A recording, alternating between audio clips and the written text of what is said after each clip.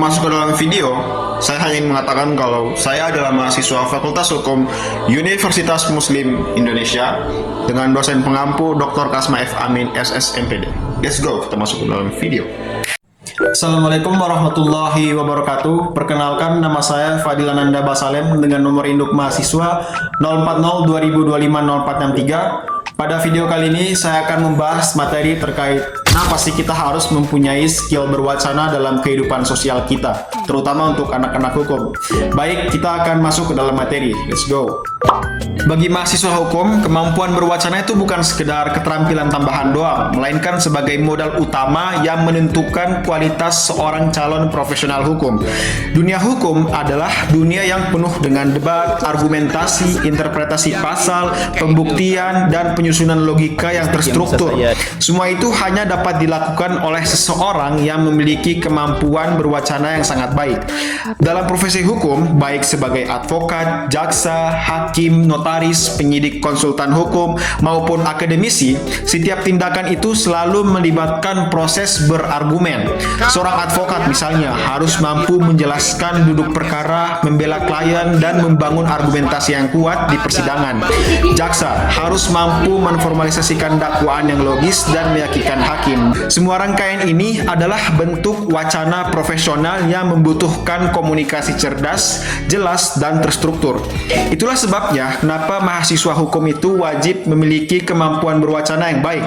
Tanpa dasar berwacana yang baik, mereka akan kesulitan memahami teks hukum, menafsirkan pasal, atau menyusun analisis yang komprehensif. Dunia hukum tidak hanya menuntut hafalan saja, tetapi kemampuan menyampaikan suatu gagasan dengan logika yang kuat. Misalnya ketika menjelaskan perbedaan antar unsur pasal dan fakta, atau saat membantah argumen lawan, atau seseorang harus mampu menyampaikan alasan secara runtut berbasis hukum namun tetap mudah untuk dipahami.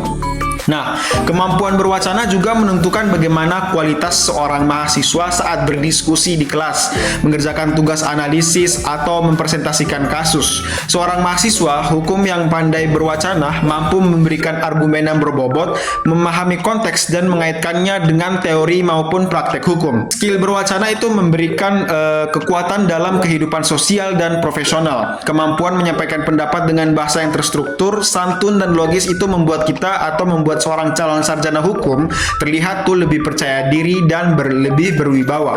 Dalam ruang sidang misalnya, hal ini menjadi salah satu kunci keberhasilan di ruang negosiasi. Skill berwacana kita ini akan membantu mencapai kesepakatan yang adil di ruang publik.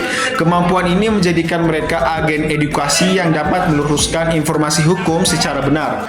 Pada akhirnya, kemampuan berwacana adalah tulang punggung profesi hukum. Hukum itu bekerja melalui bahasa yang diperdebatkan, dijelaskan, dibuktikan, dan diputuskan.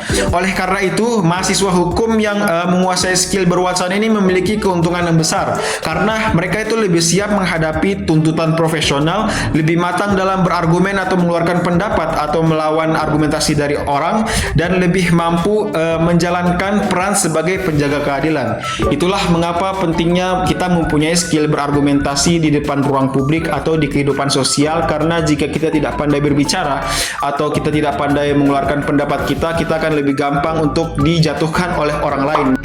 Baik, itu adalah materi singkat yang dapat saya sampaikan pada video kali ini. Mohon maaf jika ada kekurangan dan salah kata. Assalamualaikum warahmatullahi wabarakatuh.